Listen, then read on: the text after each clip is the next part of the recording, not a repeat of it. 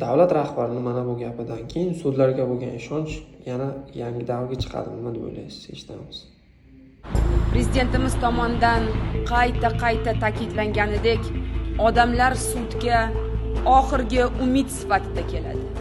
Agar inson suddan adolat topmasa, davlatga bo'lgan ishonch ham zaiflashadi.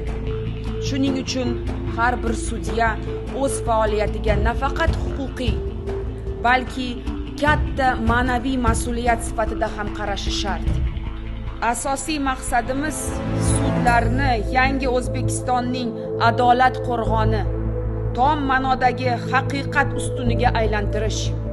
Sud ostonasiga qadam qo'ygan har bir inson yangi O'zbekistonda adolat hukm surayotganiga ishonch hosil qilishi kerak. Bu prezidentimiz talabi. Bugun yig'ilishga men davlat rahbarining sizga bo'lgan umidi va ishonchini yetkazish, kelgusi faoliyatingizga yangi kuch va impuls berish uchun yuborilganman. Adolat o'rnating, hurmatli sudyalar. Adolat mana bunday bo'ladi deb qat'iy qaror qabul qilishdan qo'rqmang.